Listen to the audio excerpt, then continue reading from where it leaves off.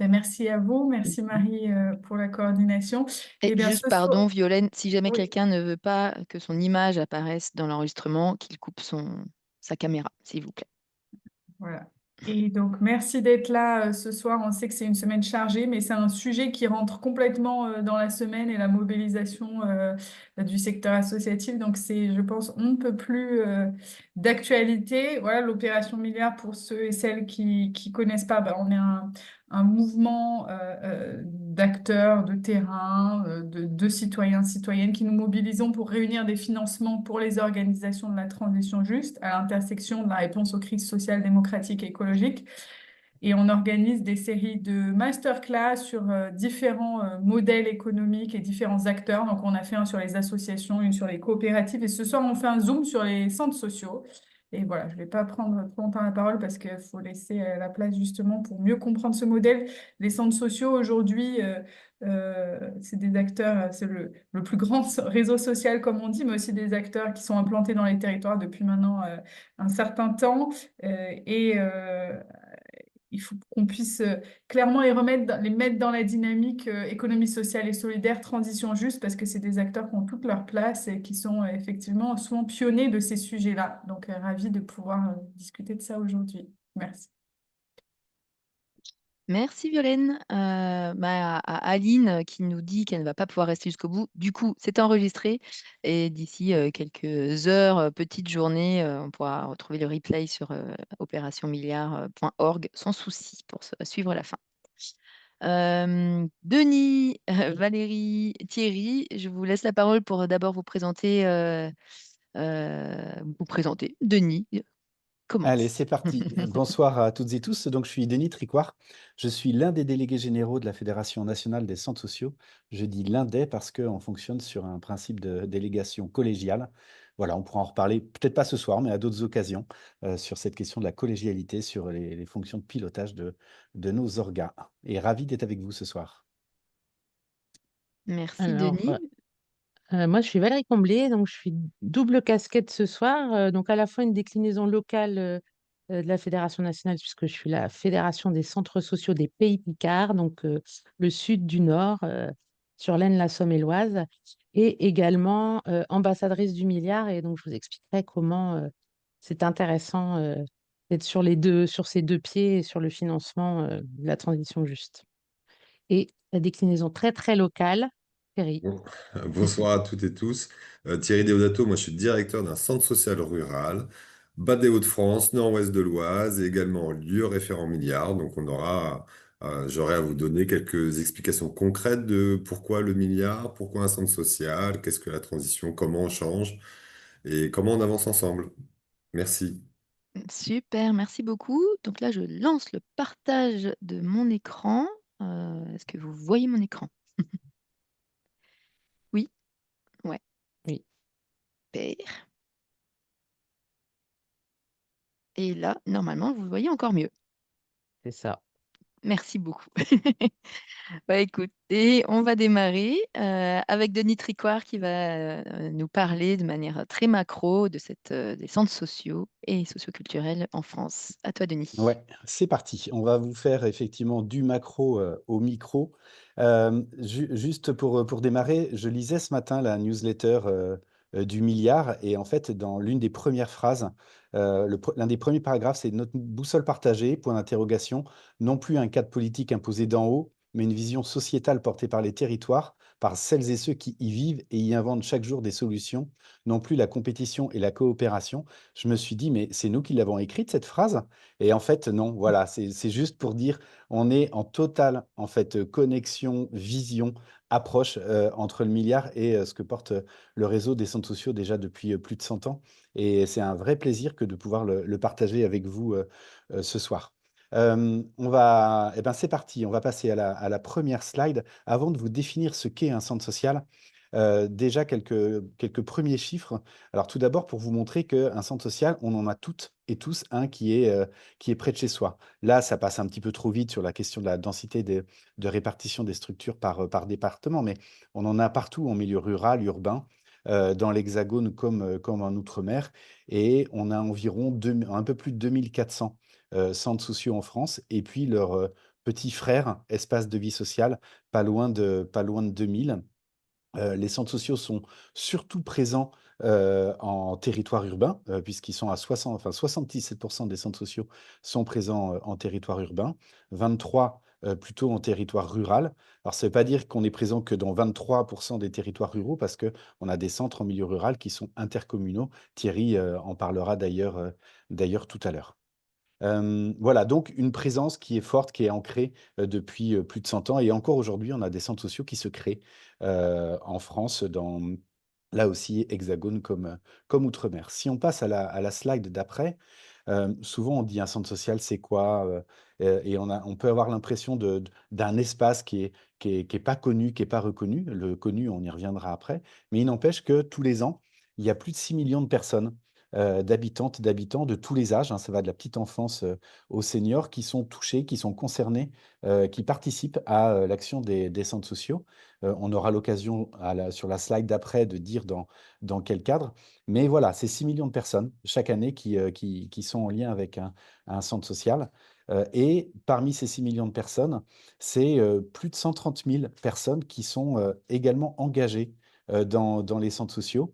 Plus de 100 000 personnes qui sont engagées au titre de bénévolat d'activité pour pouvoir venir animer une activité et un projet, et pas loin de 30 000 personnes qui sont au pilotage des centres sociaux. Ça, c'est une dimension qui est extrêmement forte et prégnante pour notre réseau. C'est la question de la place des habitantes et des habitants dans la gouvernance de nos structures, qui sont pour la plupart associatives, un peu moins en gestion municipale, mais quel que soit l'espace, la question de la place des habitants dans la décision de la structure et du projet, c'est fondamental.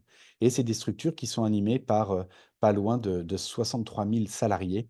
Alors là aussi, sur des fonctions différentes, sur des fonctions de pilotage, sur des fonctions d'animation, sur des fonctions parfois liées à la petite enfance, à la jeunesse, à l'âge adulte, etc., etc. Et puis, vous évoquiez, et ça fait plaisir, le fait qu'on dise les centres sociaux, c'est le plus grand réseau social de France, c'est le petit clin d'œil. C'est une campagne qu'on a animée il y a 2 ans maintenant, où on voulait affirmer que eh ben, les centres sociaux animaient du lien et animaient un réseau social à l'échelle de la France. Alors, plutôt le réseau social physique, celui de la rencontre, celui où on fait et on construit des choses ensemble, plus que les réseaux sociaux au sens numérique et virtuel. Mais c'est au-delà de la petite boutade, voilà, c'est une vraie présence partout dans les territoires.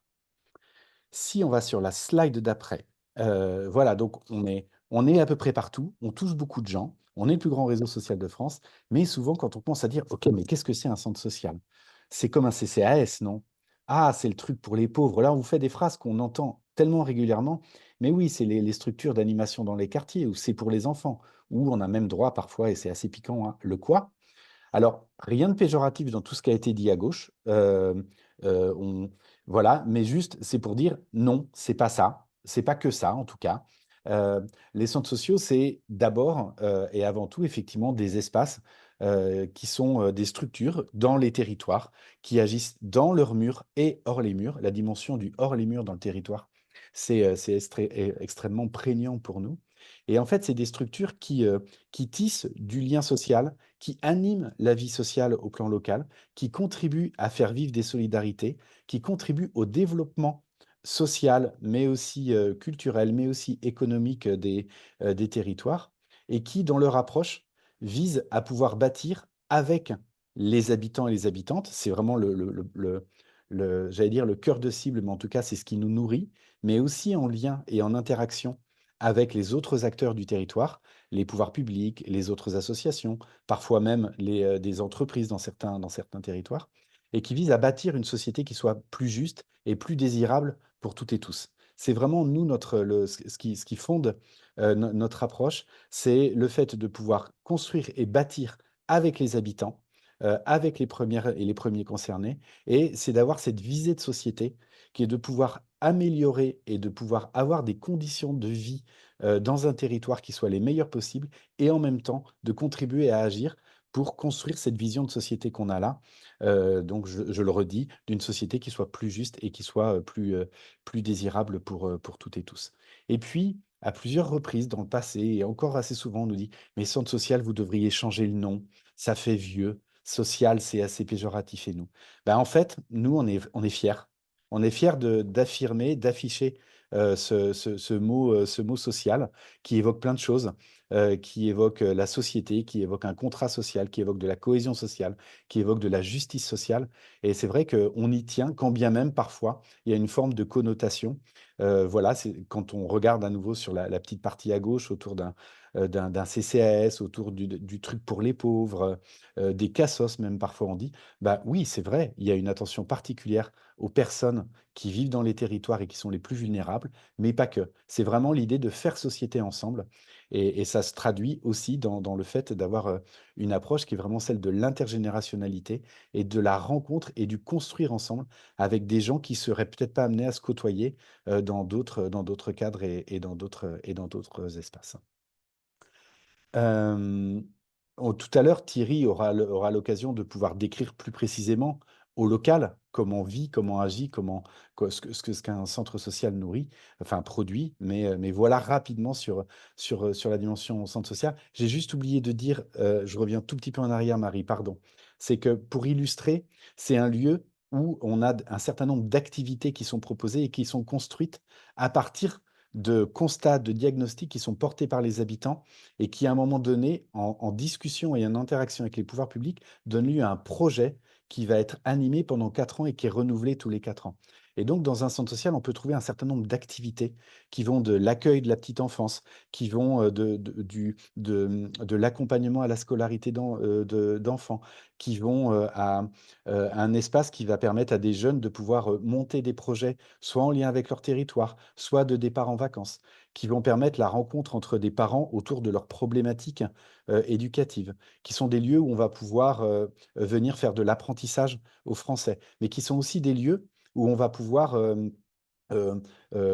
porter ensemble des combats, des sujets, par exemple, autour d'inégalités qu'il y a dans le territoire, autour de la difficulté de la relation à un bailleur. Et ben, comment collectivement on peut porter cette voie-là et entrer en négociation, discuter, obtenir un certain nombre de gains pour pouvoir faire en sorte, ce que j'évoquais tout à l'heure, que chacune et chacun ait les meilleures conditions de vie. Voilà, c'est tout ça qu'on trouve dans un centre social. Et en plus, c'est aussi l'idée d'un lieu qui va mailler des acteurs. Comme on est sur à peu près toutes les problématiques, enfin, on agit sur toutes les problématiques potentiellement qui concernent et qui touchent les habitants, eh ben, on est amené à être en lien avec tous les acteurs, c'est le fameux écosystème dont tu parlais, Marie, tout à l'heure, qui, dans un territoire, agissent, interagissent les uns avec les autres. Et les centres sociaux ont, dans un certain nombre de territoires, cette fonction aussi d'animation de ces réseaux d'acteurs-là. Et après, qu'on aille d'un centre social à un autre, il y a certaines dimensions qu'on retrouve un petit peu partout, parce qu'il y a des enjeux et des besoins voilà, qui sont identifiés partout, mais vous n'aurez pas 2 projets de centres sociaux qui sont les mêmes, parce que vraiment, c'est la question de la construction à partir des enjeux du territoire. Voilà, pardon, j'avais oublié de dire ça. Sur, sur la dimension du financement, et j'essaye d'aller vite pour pas perdre trop de temps. Euh, un centre social, c'est plurifinancé par les pouvoirs publics, par les organismes sociaux, par également les usagers des centres sociaux. Vous avez là sous les yeux la répartition. Les centres sociaux qui sont des acteurs locaux sont d'abord soutenus par les collectivités locales, les communes, les intercommunalités. Aujourd'hui, beaucoup moins du point de vue des collectivités par le conseil départemental et le conseil régional. J'y reviendrai un petit peu après. Mais le socle, c'est le financement des collectivités locales qui voient tout l'intérêt qu'elles ont à avoir un acteur dans leur territoire qui produit un certain nombre d'activités, de dynamiques. J'y reviens pas. Et l'autre gros financement de la part pour les centres sociaux, c'est celui des caisses d'allocation familiale, donc la branche famille, qui depuis 60-70 ans aujourd'hui, mais avec une prestation qui a notamment été créée en 1971, reconnaissent en fait le rôle des centres sociaux du point de vue de l'animation de la vie sociale des territoires et du point de vue de la reconnaissance du rôle de la petite enfance à la famille. Et cette reconnaissance-là se traduit, quand le projet pour les fameux 4 ans dont je vous ai parlé est posé, se traduit par un soutien financier sur ces 4 années-là. Donc là, on a un vrai financement pluriannuel qui n'est pas remis en question chaque année, qui est réinterrogé à peu près tous les 4 ans.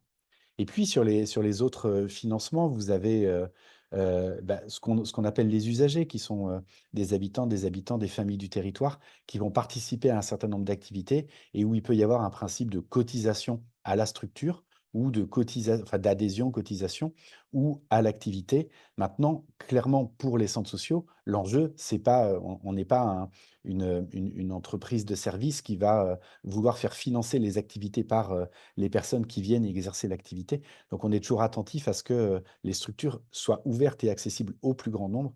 Donc, souvent, on est sur des adhésions et des participations qui sont plutôt symboliques. Les centres sociaux, quand même, au plan national, c'est 1,66 milliard d'euros de budget, ce qui est beaucoup, et avec un budget moyen de pas loin de 700 000 euros pour les centres sociaux, avec 68% de ce budget-là qui est consacré à la masse salariale en moyenne, parce que ce qui fait vivre les centres sociaux, c'est les humains qui les animent. Et puis, vous avez en dessous, sur la petite frise, en fait, on a des structures qui sont extrêmement variables en termes de taille et donc en termes de financement. Donc, on a des centres sociaux qui sont sur un financement de moins de 250 000 euros par an et d'autres qui sont à plus d'1 million d'euros, qui sont des grosses structures. Voilà. Et puis peut-être la dernière slide, et j'espère que je ne suis pas trop long. Je regarde Marie et n'hésite pas à me faire un signe. Tout va bien. Ok. On a juste avant quelques éléments et quelques gros chiffres, hein, en termes de financement des structures. Donc on peut se dire, bon, bah, ça va, tout va bien, il y a du pluriacteur, il y a du financement qui est pluriannuel. Donc tout roule plutôt pour les structures. Alors, ce serait effectivement, enfin, on est un réseau qui jusque-là va plutôt pas mal. Enfin, je suis vraiment très attentif dans ce que je pose par rapport à toutes les situations de structures qu'on connaît qui sont en extrême fragilité depuis pas mal d'années. Néanmoins, nos structures vivent aussi ce que vivent beaucoup d'autres acteurs, avec une fragilisation croissante de la relation entre les centres sociaux et les acteurs avec lesquels ils sont amenés à agir, à construire, à coopérer. Fragilisation sur le plan économique, fragilisation sur le plan de la coopération. Et là, j'ai noté plusieurs petites choses, mais très clairement, les centres sociaux qui sont vraiment des bâtisseurs de cohésion sociale et qui travaillent sur ces dimensions du lien social, du pouvoir d'agir, eh ben, aujourd'hui, on se rend compte que ces dimensions-là qui, pour nous, font socle, socle pour nous, mais socle pour la société, ça devient, pour un certain nombre d'acteurs, une donnée financière à arbitrer. Et on a, par exemple, des départements qui aujourd'hui sont pris du point de vue des budgets dans un certain nombre de contraintes et où il va y avoir du retrait sur des dimensions comme ça. Des collectivités locales qui font aussi le choix aujourd'hui de dire, bah, en fait, non, on va pouvoir mettre juste un peu moins sur cette dimension-là pour pouvoir en privilégier une autre. Et au final, on se retrouve avec des structures qui sont fragilisées aussi parce que sur ces enjeux de cohésion sociale, de lien de pouvoir d'agir, mais on pourra y revenir peut-être aussi sur un certain nombre d'enjeux de transition. On ne parle pas forcément de compétences propres de tel ou tel acteur. Et donc, c'est un peu tout le monde et c'est un peu personne. Et quand ça va pas très bien, ça devient plus un peu personne qu'un peu tout le monde. Donc voilà, et dans le qui est responsable, eh ben, c'était pour dire que nous, un de nos combats, là, depuis 2 ans notamment, et qu'on a beaucoup animé, c'est de dire, mais en fait, il y a une co-responsabilité de l'ensemble des acteurs publics à pouvoir soutenir, reconnaître les structures qui travaillent sur ces enjeux de société-là. Et en fait, on n'a pas le droit, juste à un moment donné, de dire, ouais, mais non, on n'a plus vraiment les moyens. C'est aussi des choix politiques. Voilà, c'est quelque chose qui nous paraît important à poser. Et puis après, ben, ce que vous avez dessous, je ne m'y étends pas trop parce qu'on le retrouve dans la plupart des assos et des structures. C'est qu'on est confronté à la question du projet opposé à la commande publique qui tente à s'imposer de plus en plus, qui paye des CID, je l'ai encore entendu il y a une semaine, de pluriannualités qui parfois sont assez théoriques, parce que quand bien même une convention pluriannuelle est signée, eh ben, on se retrouve avec des financeurs, ça peut être État, ça peut être collectivité, qui disent mais c'est soumis à l'annualité, à l'annualisation quand même des avenants financiers. Voilà. Sur la situation des associations, je m'y étends pas et j'espère que vous serez en nombre, vous aussi, samedi 11 octobre, bah, dans la mobilisation des associations. Et nous, on sera très présents et on est moteur là-dessus qui a été impulsé par le mouvement associatif. Et puis, bah, là aussi, des démarches administratives qui non seulement sont toujours un peu simplifiées, mais qui se complexifient de folie absolument partout. Et ça fait qu'aujourd'hui, on se retrouve avec des structures qui sont vraiment en grande fragilité, enfin qui sont en fragilisation en tout cas. Et pour certaines, où il y a des activités qui s'arrêtent, où il y a des amplitudes horaires qui diminuent, où il n'y a plus les conditions pour pouvoir exercer sereinement les missions de ces structures-là. Et pourtant, elles sont absolument énormes. Et les enjeux, au-delà de nos structures, c'est surtout des enjeux pour les habitants et pour les territoires. Et là, je reboucle pas sur la petite intro et ce qui était marqué ce matin dans la newsletter du milliard. Mais c'est exactement ça, en fait. Si on veut pouvoir travailler et construire sur du temps long, si on veut pouvoir continuer à bâtir des projets qui partent des gens et des premiers concernés, eh ben, il faut qu'on ait les moyens et les conditions pour le faire. Merci Thierry. Tu Alors, moi, avais c'était conclu? Denis, mais Thierry Donc arrive Thierry, juste après. pardon. Denis, Il n'y a évidemment. aucun souci, Marie. Désolée. Merci beaucoup. Je sais qu'il y a des questions. On a bien prévu d'avoir un temps pour des questions-réponses à la fin. On va se prendre un gros dernier quart d'heure pour reprendre toutes les questions que vous faites apparaître dans le chat. Pas de souci. Je vous propose de continuer avec Valérie. Et encore une fois, on prendra vos questions tout à l'heure. Valérie. Alors, moi, du coup, je suis déléguée d'une fédé en local et j'ai choisi l'année dernière de m'impliquer aussi comme ambassadrice du milliard parce que cette question des centres sociaux et la question des transitions résonne avec l'opération milliard. Donc, Marie, si tu veux passer à la slide suivante, s'il te plaît. Pour vous dire aussi que il y a le récit dans l'opération milliard et que ça croise avec notre récit aussi dans les centres sociaux, puisque on a un nouveau projet de réseau qui a été bâti en prenant appui sur des banquets citoyens, des consultations très larges des habitants, des équipes de tous les centres sociaux de France et de Navarre pour justement voir quels étaient les projets sur lesquels on avait besoin et envie d'aller. Et bah, ces questions des questions de transition sociale et écologique, de comment on fait de la justice sociale, comment on lutte contre les inégalités, une question très montante autour des transitions écologiques. Et on s'est aperçu que sur tous les territoires, il y avait des mouvements et nous, les centres sociaux, alors il y a des questions par rapport différence avec un tiers-lieu ou quelle complémentarité avec d'autres associations. Euh, Bien évidemment, on vit tous dans le même monde. On a des spécificités d'un agrément délivré par la CAF, ce qui fait un peu parfois la différence peut-être avec un tiers-lieu. Mais on a des centres sociaux qui se reconnaissent comme étant des tiers-lieux et qui sont donc centres sociaux, tiers-lieux et autres associations, des structures qui s'adaptent aux besoins des habitants et du coup s'intéressent très clairement aux questions des transitions. Donc tout ce travail euh, permet de bâtir un projet de réseau dans lequel chaque centre social de tous les territoires urbains ou ruraux de métropole et d'outre-mer euh, travaille pour, sur les 8 ans qui arrivent, sur les questions de transformation écologique citoyenne et solidaire, sur les questions de pauvreté et d'inégalité. Alors, un centre social, ce n'est pas que pour les pauvres, hein. Moi, ça, c'est un truc que j'entends tout le temps. Ça favorise vraiment la mixité. Donc, tout le monde est accueilli dans le centre social au sens de société. Et on a des centres sociaux qui s'appellent plus centres sociaux, mais qui ont quand même cet agrément centre social pour justement éviter un peu la stigmatisation. Mais comme l'a expliqué Denis, on tient quand même à ce mot de social, de sociétal et de comment on fait société.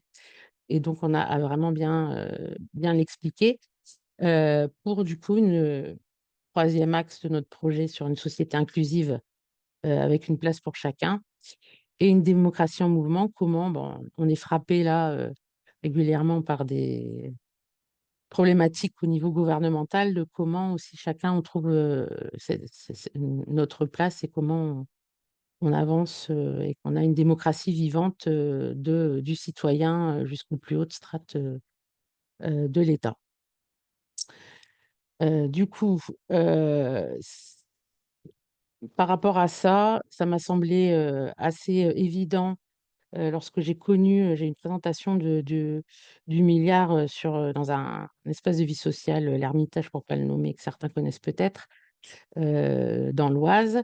Et ça a fait écho. Alors le milliard pour les fonds, l'argent parce que, bah, comme vous l'expliquez, l'évolution est plutôt une involution des budgets des centres sociaux hem, au cours du temps. Alors c'est pas vrai partout, mais on a quand même des inflexions, voire des diminutions de budget, donc derrière des projets en moins dans les structures. Donc ça, c'était un élément, ce fameux milliard en argent sonnant et trébuchant, mais aussi comment le milliard, c'est un moyen de changer la manière de travailler avec les entreprises du territoire, avec les collectivités, et se dire on se retrouve tous ensemble autour de projets utiles et nécessaires sur un territoire donné. Thierry reparlera après des lieux du milliard et comment lui, enfin, sur son territoire, s'est investi. Et donc ça c'est à la fois les fonds, mais comment aussi on change les modalités de relation, comment on est avec le monde du privé. On est du privé aussi nous, mais le monde du privé, les entreprises. Alors on nous pousse beaucoup à aller aussi vers ces financements-là. Ça reste une piste, mais c'est anecdotique dans nos modèles économiques. Et heu, c'est aussi parfois une manière pour les collectivités ou l'État de se dégager en disant: «Bah, allez sur le privé», mais on remplit des missions d'intérêt général aussi qui nécessitent à ce que les fonds publics prennent leurs responsabilités, et comme le disait Denis, il y a des choix politiques à faire. Et donc tout ça pour vous dire que du coup, vous avez vu ce que c'est qu'un centre social, un projet national qui se décline en un chantier très, très concret de mise en œuvre et d'évolution sur les questions, par exemple, de précarité énergétique, sur la question circuit court et alimentation durable, comment dans les centres sociaux, Thierry en reparlera peut-être. Comment on agit sur ces questions-là, ou autre exemple, les questions de sobriété et de mobilité. Voilà, on est sur du très concret avec des besoins, très précis de financement et en investissement et en fonctionnement, en particulier pour maintenir les emplois, que nous avons. Voilà ce que je voulais dire. Je vais laisser la parole à Thierry qui va faire encore un zoom très concret, sur, le centre social rural de Grandvilliers. Merci beaucoup Valérie. Alors Thierry, je suis obligée de faire un petit peu de gardien du temps. J'ai bien Euh, vu. si tu peux essayer de passer ta partie en 10-12 minutes, ça serait idéal Ouais. pour qu'on se Bon, garde un je vais quart d'heure essayer à quand la même fin. de répondre en même temps aux questions, parce que comme Bah vous l'avez super. compris à travers la présentation de mes collègues Denis Valérie, on est à la fois interlieu, à la fois on est des lieux d'activité, on gère toutes les générations, mais on est aussi un lieu de service et encore plus en territoire rural. Alors c'est important pour moi, pour bien comprendre les choses, de représenter notre territoire. Notre territoire, 633 km², en gros, c'est quasi 3 fois Marseille, 4, 5 fois Paris. On est les seuls acteurs quasi sur ce territoire-là. On est sur un territoire avec beaucoup d'indicateurs rouges, donc une grosse précarité, des taux de pauvreté. Et pas de bol politiquement, on est en bas des Hauts-de-France, à la frontière avec 3 départements, donc la Somme, la Seine-Maritime et l'Oise. Donc c'est pas évident pour nous, on est très loin. Pour ceux qui connaissent un peu et qui vont à la mer venant de Paris, entre chez nous et le bord de mer, il n'y a rien, même pas une boulangerie. Donc du coup, ceci étant, on est sur un gros territoire rural isolé. L'isolement fait partie de notre action, c'était dans les questions, et encore plus sur les territoires ruraux, et encore plus pour certains publics, à la fois seniors, à la fois monoparents. Juste pour donner comme ça quelques indicateurs. Bien sûr, je ne vais pas m'étaler sur mon centre social. Vous avez le petit QR code, n'hésitez pas à le noter. Vous aurez l'ensemble des activités. Juste vous dire qu'on est un centre social de lien social, de génération, d'activité, de pouvoir d'agir des habitants. Tu peux passer, un Marie, si tu le souhaites. Mais on est aussi un centre social de service avec du France Service. Donc on se donne la balle souvent, on joue au ping-pong avec le CCAS, la commune.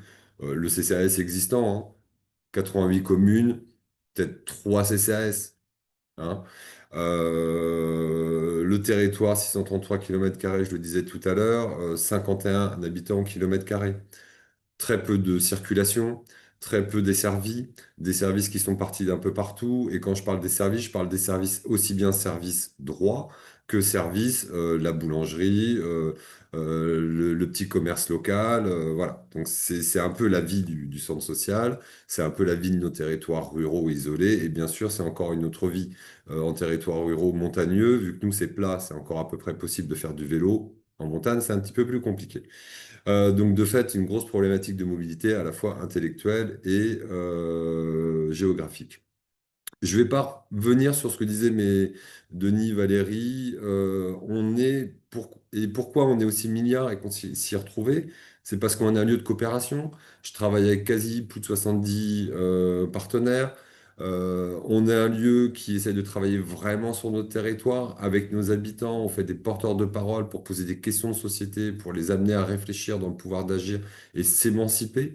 Donc ça, c'est vraiment important. On est un lieu qui sait répondre au pouvoir public et quand je vais reprendre les éléments un peu plus dans le dur au niveau financier, notamment, vous comprendrez pourquoi beaucoup de choses sont fléchées vers notre centre social à Grandvilliers. Donc c'est un centre social intercommunal, on va dire, associatif.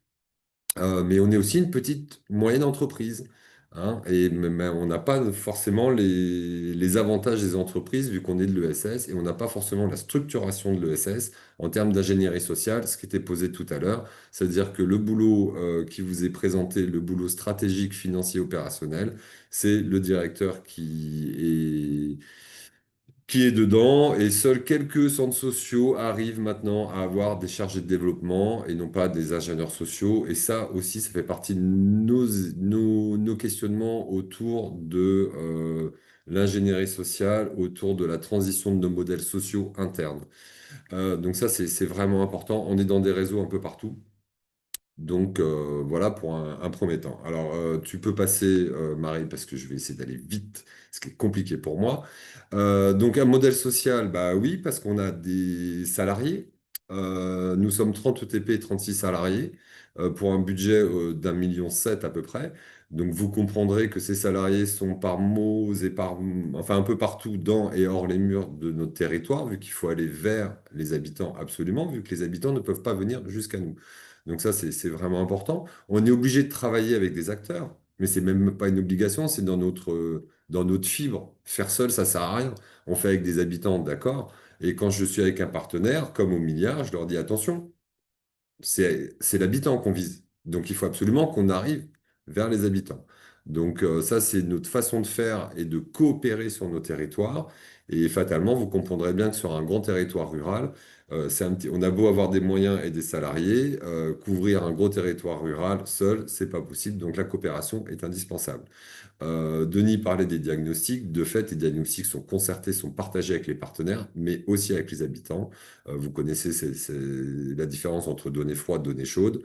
Donc, du coup, nos données chaudes, c'est nos partenaires de l'expression, ce sont nos habitants, ce sont nos territoires, nous sommes des gens de terrain et nous avons aussi à conceptualiser, à intellectualiser tout ça.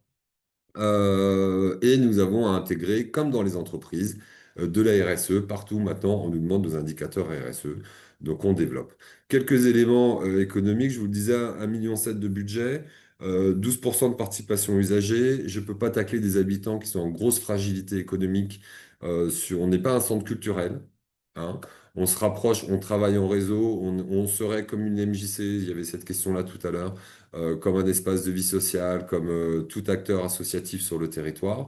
Mais fatalement, on doit favoriser l'accès à tous, tout en conservant une mixité de population. Donc, en gros, j'ai 12% de participation usagée, j'ai 24% de participation de sécurité sociale, donc c'est CAF et MSA. J'ai que 15% dans mon centre associatif de participation des communes, de l'EPCI, donc de la communauté de communes, donc ça représente à peu près 7%. Le tout couvert sur des conventions annuelles, même le PCI. Donc, Denis posait la question de la compétence, de qui est responsable. Voilà, je ne fais que signer des conventions annuelles, l'équivalent de quarantaine de conventions chaque année, sans compter toutes les petites conventions avec les communes, avec les acteurs. Donc, ça représente quasi 200 conventions à l'année. Donc, ça, c'est important de le savoir. Les directeurs de centres sociaux sont très, très impactés par tout ce travail, notamment tout le travail dématérialisé. Je vais dans plein de niveaux, hein, je répondrai à vos questions plus concrètement tout à l'heure. Il faut savoir que l'État, c'est 40% de financement et que je fais sur un budget d'1,7 million, 1,8 million, qui augmente, qui diminue cette année parce qu'on avait intégré des pertes, enfin des pertes, des baisses de financement. Bah, il reste 10% à trouver. Et ce 10%, si je zoome avec la question de l'ESS, des ingénieurs sociaux, des chargés de développement, de la transition qui est indispensable pour nous en termes de comment travailler. Heureusement, la Fédé est là pour nous accompagner. Il nous accompagne depuis longtemps pour essayer de trouver des solutions. Bah, on doit aller vers des fondations. On doit aller faire aussi intégrer des langages autour de la levée de fonds. Je ne suis pas un financier, je suis un animateur socioculturel en charge d'animer un projet, un territoire. Donc c'est très compliqué, hein, les premières réunions, Violaine, où ça parlait finance dans le dur, j'étais là, oh, pardon, excusez-moi, je ne comprends pas ou avec les différents collègues des 7 lieux milliards au démarrage, là, quand on s'est retrouvé en septembre de l'an dernier. Donc là, on a intégré une grosse transition au niveau de nos professionnels. On a intégré une grosse transition économique. Pourquoi? C'est parce que les financements publics, je ne vais pas faire de politique, rentrer dans les débats actuels sur le gouvernement, mais c'est une catastrophe. On ne sait jamais comment avancer, on n'a aucune lisibilité d'année en année. Donc il faut bien que nous, on arrive à intégrer en interne au local des partenariats qui vont permettre d'activer les champs de mutualisation, d'activer les champs de coopération et de pouvoir agir ensemble sur un territoire, visant toujours les habitants et mettant toujours les habitants au cœur du projet. Avec ce petit détail près quand même, je suis obligé de le dire, pardon, on est en territoire RN, donc c'est un petit peu compliqué de travailler des fois sur le lien social et sur une certaine conscientisation de comment on active des liens sociaux, surtout quand le public est fragile. J'arrête cette parenthèse. On est en zone de revitalisation rurale, donc maintenant ça s'appelle une zone France Ruralité et Revitalisation. Euh, Bah, on n'est pas quartier politique de la ville. L'État dit actuellement, le préfet dit oui, fini les politiques de la ville, il faut travailler sur les politiques rurales. Bah, il serait temps, parce que tout le monde est en train de mourir tranquillement, s'isoler dans ces petits coins, je parle des habitants, et puis les acteurs souffrent parce qu'il nous faut des moyens pour activer. Et au jour d'aujourd'hui, notre modèle économique tourne autour des financements publics. Comme au niveau social et au niveau des salariés, tournait autour des emplois aidés. On n'a plus d'emplois aidés. On est obligé de CDIser pour conserver de l'activité. Ou comme disait Denis, ou comme on peut le voir dans certaines questions, bah, on est obligé d'arrêter de l'activité. Si on arrête de l'activité aujourd'hui, bah, c'est plus d'activité parce qu'on est sur des territoires où malheureusement, si je prends un secteur loisir, le droit au loisir, bah, vous avez le choix. Il y a beaucoup de choses, il y a beaucoup de ressources, mais il faut y accéder. Donc, du coup, faire du sport pour un enfant, c'est faire du foot ou du tennis. Ah, il veut faire du karaté? Ah, bah, c'est pas de bol, c'est à 40 kilomètres. Bon, bah, comment on fait? Je veux me former et être infographiste. Ah bah là, ça va être très compliqué, hein. Autant faire aide ménagère, pardon, je mets une caricature comme ça, mais malheureusement, c'est ce qu'on peut voir. Autant rester collé à une demande sociale qui malheureusement ne génère pas beaucoup de diversité d'emplois. Le cadre n'habite pas sur notre territoire, le cadre habite dans les grosses agglomérations, Beauvais, Amiens, peut-être Rouen, qui sont à 45 minutes d'ici, enfin 45 kilomètres d'ici. Il faut savoir que traverser ne serait-ce que notre territoire, ça prend 40 minutes. Donc ça peut être compliqué. Je reviens sur les financements. Donc du coup, là avec les annonces et les coupes franches annoncées, enfin annoncées, on va dire, on lit entre les lignes. Il nous faut absolument réfléchir à nos financements, continuer à agir en circuit court. Valérie le disait, nous, on arrive pour l'instant à injecter presque 60% de notre budget sur notre territoire. Je vends du local au local pour le local. C'est malheureux, mais c'est ce qu'on est obligé de faire. Donc ça, c'est déjà dans le discours important. Là où on serait frappé d'un PETR qui existe et qui agit essentiellement pour le Beauvaisis et non pas pour notre ruralité, ou des acteurs qui arrivent du fin fond de l'Oise, de l'autre côté, parce qu'ils sont, pardon, je vais prendre mes mots de concret, bah, ils mangent aux meilleures tables que nous. C'est-à-dire que leurs CA sont très très alimentés, sont des gens qui sont dans plusieurs tables, et donc malheureusement, les coopérations entre personnes qui sont au niveau de ces tables-là agissent essentiellement, encore une fois, pour de la politique de la ville. Donc c'est vraiment assez compliqué. On va passer parce que sinon je vais m'égarer et je vais partir sur plein d'autres choses. S'il te plaît, Marie, je vais essayer de garder le fil sur tout ça. Et pour parler de notre lieu milliard, donc on est lieu milliard en Picardie verte. On est vert, comme vous l'avez compris, un espace vert, un espace rural. On a réussi quand même à mettre avec nous en proximité on est 3 centres sociaux ruraux. Le ruraux, c'est le rural de la mutualité sociale agricole. On est avec un groupement d'économie solidaire, on est avec des associations d'éducation populaire, on est avec une impulsion de société citoyenne moitoise. Je vous invite forcément à aller les pitcher, de les prendre sur Internet. Et une communauté de communes à qui j'ai ne cesse de dire, mais qui est le responsable de tout ça? Je reprends les mots de Denis tout à l'heure, qui prend des compétences, mais qui réfléchit. Je prends une parole d'élu. Là où la communauté de communes réfléchit, nous, ça fait 3 ans qu'on est en action. Donc, du coup, voilà, on va zoomer sur le PAT. Ils sont maintenant sur un niveau 2 PAT, Programme alimentaire territorial. Nous, on est déjà passé dans le mieux manger pour tous. On est des pros et on répond à tous les indicateurs à la fois d'éducation à l'alimentation, à la fois anti-gaspi, on fait des ramasses partout. On redistribue des repas et de l'alimentaire à des personnes. On a déjà 9 producteurs bio, avec nous des producteurs locaux. Enfin, ce qu'on sait faire en associatif, malheureusement, certains élus restent dans des plans d'action de réflexion qu'ils n'arrivent pas à mettre en mouvement. Je dis pas qu'ils le font pas. Je dis qu'ils n'arrivent pas vraiment à le faire vivre sur tout un territoire. Et c'est là où on se retrouve du référent milliard. Mettre des choses en coopération sur un territoire, apporter une plus-value au territoire, apporter une plus-value aux habitants et toujours les inclure dans ce dispositif. Mais tous, je ne peux pas faire sans un élu, sans la collectivité, sans un partenaire. J'ai la chance d'être dans un centre social qui n'est pas encore complètement fragilisé. Il y avait ces questionnements tout à l'heure. On n'est pas encore fragilisé, on s'adapte au mieux et on essaie toujours de ne pas impacter l'habitant, ce qui est très compliqué.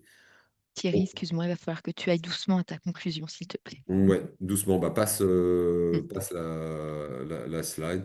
Voilà, je vais rentrer sur le lieu milliard. Pourquoi ces 2 projets?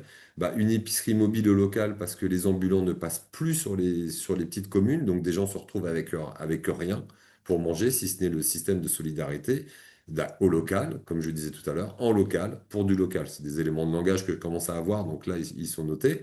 Et l'autre côté, c'était le transport à la demande, parce que malheureusement, dans tout dispositifs d'inclusion sociale et de lutte contre l'isolement par rapport à des questionnements qu'il y avait tout à l'heure, de renoncement aux droits, etc. Bah, s'il n'y a pas de possibilité de mobilité, bah, c'est un petit peu perdu d'avance. C'est-à-dire que l'égalité des droits, la justice sociale, on en entend beaucoup parler, mais nous, concrètement, on la vit et on voit ce qui pourrait être considéré vraiment comme des injustices du milieu rural, en plus des injustices sociales. Et donc, nous, on vise cette transition-là pour remuer les consciences. Moi, mon rôle est aussi le remue-ménage sur le territoire à ce niveau-là, avancer, travailler sur des projets de territoire en coopération avec des acteurs du territoire qui tous ensemble vont essayer de trouver le bon modèle de transition pour notre territoire, pour l'instant que j'illustre avec ces 2 actions qui sont en train de se construire, voilà, où on intègre des choses. Et progressivement, on reste d'un naturel optimiste, hein, vaut mieux, on va y arriver. Maintenant, je réponds à toute question que vous souhaitez et je vous remercie de l'écoute. Bah, merci beaucoup Thierry et merci Denis et Valérie. Alors oui, il y a eu quelques questions. Je ne vais pas forcément les poser dans l'ordre, j'en rassemble un tout petit peu ensemble. Il y avait des questions de Constance en particulier sur quelle est la différence avec un tiers-lieu, mais aussi avec une MJC, maison de quartier. Comment est-ce que tout ça est complémentaire? Pourquoi les tiers-lieux se sont mis à se développer alors que voilà, le réseau des centres sociaux existait? Denis ou Valérie, peut-être, est-ce que vous pouvez Je peux expliquer un petit peu? commencer, oui. Je peux commencer et Valérie, n'hésite pas aussi. Euh, ce débat entre centres sociaux et tiers-lieux, c'est vrai on l'a eu pas mal il y a quelques années, on l'a beaucoup moins aujourd'hui. Bah déjà, en fait, nous, un des premiers éléments qu'on disait, et au-delà du truc de com, c'est dire, bah, en fait, les centres sociaux, c'est des tiers-lieux depuis 100 ans déjà. On a eu l'impression à un moment donné, avec l'émergence des tiers-lieux, qu'on était sur des formes complètement nouvelles dans les territoires. Et ça a été des formes complètement nouvelles dans certains territoires. Mais il y a une approche d'un certain nombre de tiers-lieux qui sont très proches hein, de ce que posent des centres sociaux aujourd'hui. Et d'ailleurs, on a des centres sociaux qui créent des tiers-lieux ou des tiers-lieux qui deviennent espaces de vie sociale, voire centre social au bout d'un moment. Donc, il y a clairement des connexions et des liens qui sont extrêmement forts. Après, les tiers-lieux, c'est aussi une diversité d'acteurs, d'objets, de formes, mais aussi de gouvernance même de structures qui font que tous les tiers-lieux sont pas centres sociaux et tous les centres sociaux sont pas tiers-lieux non plus. Nous, vraiment, enfin, je redis, ce qui guide les centres sociaux et certains des tiers-lieux, c'est la question du portage collectif par des habitants et pas par une personne. C'est la dimension de s'adresser à l'échelle d'un territoire, à l'ensemble de la population, sur un ensemble de problématiques.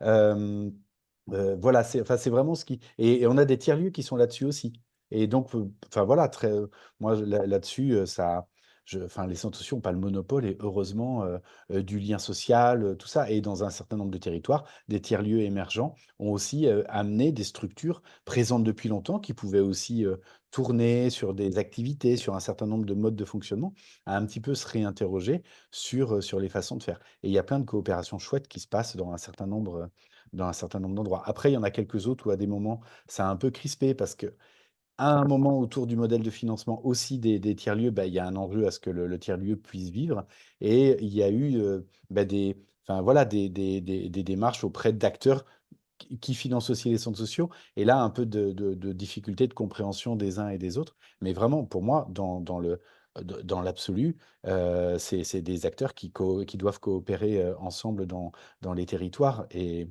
et voilà, tout simplement. Les MJC, bah, c'est un autre mouvement d'éducation populaire, là aussi avec plein de liens qu'il y a entre nous, mais c'est d'autres approches sur des dimensions autour de pratiques culturelles notamment, qui sont pas exactement les mêmes que nous, mais là aussi, c'est des acteurs qui sont très, très en lien avec nous. Merci, Denis. Peut-être une question pour Valérie, pour parler un peu sur ton territoire des pays Picards, pour revenir un peu à des questions de budget sur un moyen terme, par exemple sur ces 5 dernières années, pour donner un peu une idée. Est-ce que le budget global était plutôt stable, a plutôt cru, a plutôt décru? Qu'est-ce qui s'est passé, juste pour donner la tendance un peu plus sur du long terme? Alors, globalement, depuis un certain nombre d'années, les budgets des structures sont plutôt croissants, euh, avec des recherches de financement complémentaires. Il y a aussi une question sur qui fait les recherches de financement. Alors, c'est, on va dire, coordonné par souvent la direction, mais tout le monde s'y met là. Les coordinateurs de secteur, des fois la gouvernance, les administrateurs qui peuvent s'y mettre aussi. Et c'est un travail partagé et constant de recherche de financement et après de réponse au financement, tout en gardant nos projets premiers et pas être sûr de juste de la réponse sur des opportunités qui ne relèveraient pas de nos projets.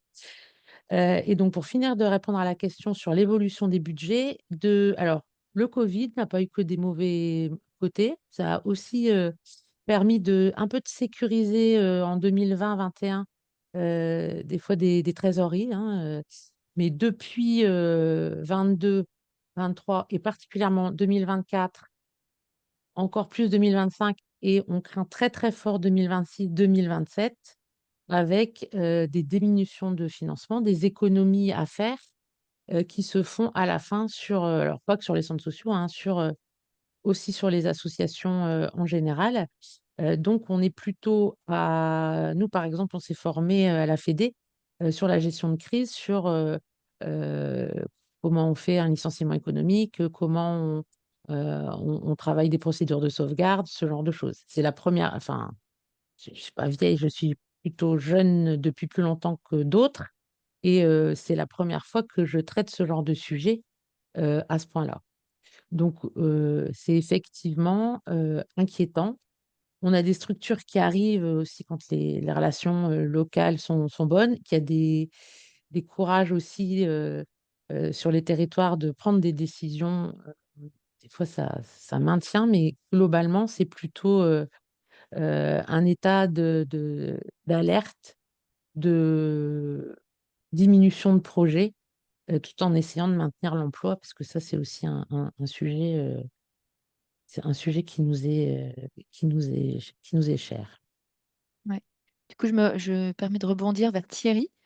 Je crois que c'est toi, Thierry, qui a parlé du fait qu'il fallait ouvrir l'accès à d'éventuels financements par des fondations. Est-ce que c'est quelque chose, toi, pour ta structure, qui est parmi les très grosses, j'ai cru comprendre, 1,7 million de budget, auquel tu t'es attelé et comment ça va?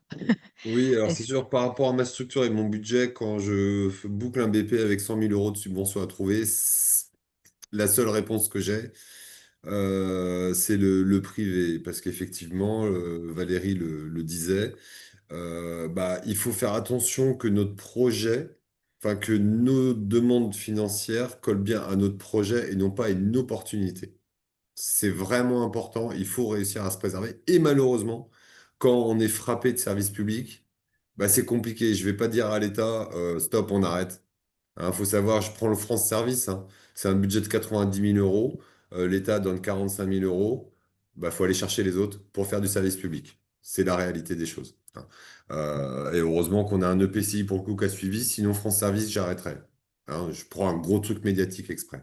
Par rapport au financement, alors deux choses, effectivement. On n'est pas encore à jour sur les chargés de développement, l'ingénierie sociale, donc en fonction des équipes et de la formation, on part de très loin, en tout cas dans notre centre social, on part d'assez loin en termes de compétences. Donc il y a toute une montée en compétences, une transition des équipes pour aller vers les financements. On n'est pas encore au top, donc pour l'instant, dans mon cas, c'est la direction qui fait. Par rapport au privé, oui, on s'est confronté. Ma dernière confrontation était sur un regroupement d'entreprises privées dans le Nord-Pas-de-Calais, où je me suis retrouvé à pitcher un projet de lien social face à 42 entrepreneurs pour peut-être viser 8 000 euros de financement. Hein, c'est peanuts, d'accord? Mais on en est là, hein. Des collègues vont aller pitcher des trucs pour 2 000, 5 000 euros. Donc c'est assez compliqué. Avec cette difficulté dans le langage, comme vous le voyez, nous on peut s'étaler, on peut parler pendant des heures de nos centres sociaux, mais nous on est dans une démarche globale de coordination et d'animation.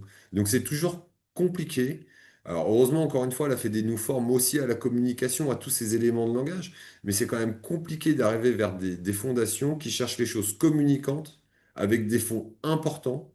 Et moi, et nous, en tout cas, même avec un gros centre social, parce que c'est un gros centre social, bah, c'est compliqué d'avoir une chose précise, communicante, qui va vers une grosse levée de fonds. À part quand on part, par exemple, sur des projets milliards, et là, c'est intéressant parce qu'on est vraiment sur une coopération, on est sur quelque chose qui est innovant, mais pas innovant dans le sens ça n'a jamais existé. Innovant dans le sens où il faut qu'on arrive à maintenir ces éléments-là pour les habitants. Mais donc du coup, la fondation, on connaît les grosses fondations chez nous. J'ai pu avoir des aides sur de la mobilité à un moment, mobilité solidaire, des fondations Vinci, des fondations Massif. On a pu aller chercher les fondations Crédit Agricole, on a pu aller chercher, voilà. On va un petit peu vers tout. Les dossiers Fondation de France, c'est très compliqué. Et on n'en est pas encore au modèle, Valérie citait l'Ermitage, on n'en est pas encore à certains modèles qui vont permettre de rentrer, de mettre de l'actionnariat, on va dire, dans le modèle économique. Est-ce que c'est l'avenir? Je ne sais pas. Mais il va falloir quand même qu'on se pose ces questions-là, aussi dans le cadre du modèle social économique de nos structures associatives, qui sont, je le rappelle encore une fois, dans le monde de l'ESS. On est capable de faire de la déduction fiscale, il n'y a pas de problème, on le fait, et heureusement. Et de l'autre côté, on est aussi des entreprises. Et vous comprendrez bien qu'un animateur se bat contre le discours, vous êtes un chef d'entreprise. Passe. Mais, encore une fois, il faut qu'on rentre en transition. Juste sur cette question du financement des fondations, enfin, c'est vrai qu'avec toute l'évolution de la réflexion sur les modèles économiques notamment, mais on bosse plus largement sur le modèle socio-économique. Mais on a de plus en plus ce discours qu'on entend et que vous entendez partout, qui est de dire, mais arrêtez de tout attendre du public et regardez, il y a plein de fondations partout. OK, et donc il y a beaucoup de démarches qui ont été faites. Après, il faut avoir la capacité pour les structures d'y aller aussi. Mais un des constats aujourd'hui, c'est que tout le monde y est allé. Et qu'aujourd'hui aussi, il y a une espèce d'effet de concurrence qui se joue envers un certain nombre de fondations. Et que, alors qu'il pouvait y avoir un effet levier à un moment, aujourd'hui, on a des fondations qui, et c'est bien, et c'est normal, voulant essayer de pouvoir répondre au plus grand nombre au mieux, se trouvent aussi à avoir des soutiens qui sont de plus en plus faibles. Donc au final, tout le monde est un peu perdant dans dans cette histoire-là. Et juste à titre d'exemple sur la question du financement, il y a une enquête qui a été faite par la Fédération des centres sociaux des Hauts-de-Seine il y a 2 3 ans. En fait, une structure dépose 80 dossiers par an pour pouvoir boucler son budget. Et dans les 80, il y en a 6 7 qui sont structurants. Alors, les 80, c'est de la demande à l'évaluation, qu'on peut diviser par deux. Mais il y en a 6 7 qui sont structurants. Tous les autres, c'est de l'appel à projet et sur une succession de petits financements. Et en fait, on se retrouve, il y avait une question tout à l'heure sur la levée de fonds, on se retrouve à faire un métier qui n'est pas le nôtre. On passe de développeur, d'animateur de territoire à la question de la recherche et de la levée de fonds. Je confirme. Merci. Merci beaucoup à vous trois. Nous avons atteint 19 heures. La cloche a sonné. Malheureusement, on ne va pas pouvoir relancer sur d'autres questions. Simplement, Charles, je sais que tu avais posé une question sur le mot social. Je ne l'ai pas relancé parce que Denis l'avait abordé au tout début en disant qu'il y tenait beaucoup. Voilà, on peut juste noter qu'effectivement, c'est assez outrancier que des mots comme social et solidaire puissent être facteur de rejet aujourd'hui. Donc voilà, nous avons 4 heures.